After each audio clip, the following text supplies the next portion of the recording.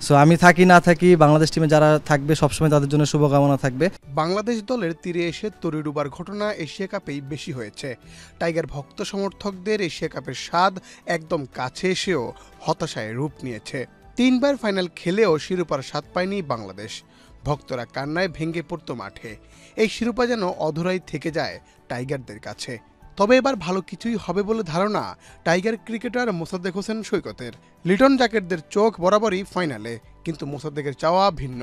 এবারের এশিয়া কাপে যে 3 জনের উপর আস্থা রেখেছেন তারা তাদের অভিজ্ঞতা কাজে লাগাতে পারলে এবারের এশিয়া কাপে ভালো কিছুই প্রত্যাশা করেন সৈকত। মোসাদ্দেক এখন পর্যন্ত 2টি এশিয়া কাপে খেলেছেন, যেখানে 2018 ওডিআই এশিয়া কাপে 3 ম্যাচ খেলে করেছেন 36 রান, করেছেন সর্বোচ্চ 26 রান। 3 ম্যাচ বল ঘুরিয়ে উইকেট নিয়েছেন একটা। অ্যাঞ্জেলিক ফ্রেশ এয়ার ফ্রেশনার, মুহূর্তেই মন মাতানো মনোরম সুবাস, জাগিয়ে তোলে এক স্নিগ্ধ অনুভূতি। অ্যাঞ্জেলিক। 2022 সালের টি-20 এশিয়া কাপে 2 ম্যাচ খেলে করেছেন 72 রান, সর্বোচ্চ 48 রান করেছিলেন অপরাজিত। 2 ম্যাচে বল করে উইকেট নিয়েছেন একটি। এশিয়া কাপে তুলনামূলক ভালোই খেলেছেন মোসাদ্দেক। এবারের এশিয়া কাপের দলে না থাকলেও মোসাদ্দেক জানান তিনি বাংলাদেশ দলের ভক্ত। এই এশিয়া কাপের প্রত্যাশাও তার বেশি।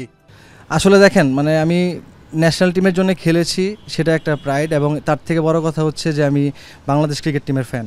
সো আমি থাকি না থাকি বাংলাদেশ টিমে যারা থাকবে সবসময় তাদের জন্য শুভকামনা থাকবে। এবং লাস্ট 2টা সিরিজ আমরা যেভাবে খেলেছি, আমি মনে করি যে আমাদের এশিয়া কাপটাতে হয়তো বা ভালো কিছু আমরা আশা করব।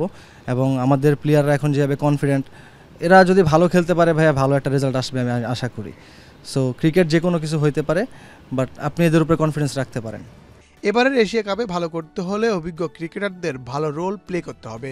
এতে তিনি লিটন, তাসকিন, মুস্তাফিজের দিকেই আস্থার জায়গা রেখেছেন। এছাড়া আছেন তরুণ 2 ওপেনার এবং হৃদয় জাকেররা।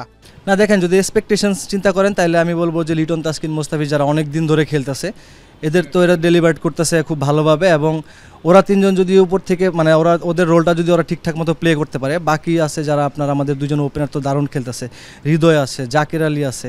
তো যেই জায়গাতে আপনার মানে দরকার ওই জায়গাগুলোতে ওরা কিন্তু যারা খেলতেছে এখন ভালো করতেছে।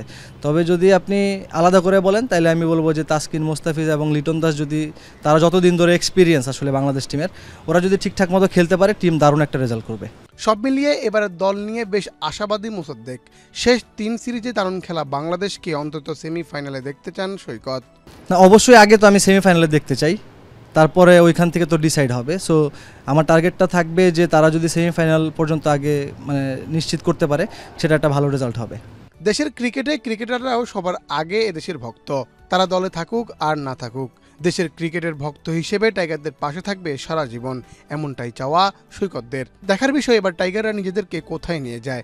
বৃহস্পতিবার আবুধাবির শেখ জায়েদ স্টেডিয়ামে বাংলাদেশ সময় রাত 8:30 হংকংয়ের বিপক্ষে মাঠে নামবে লিটনের দল।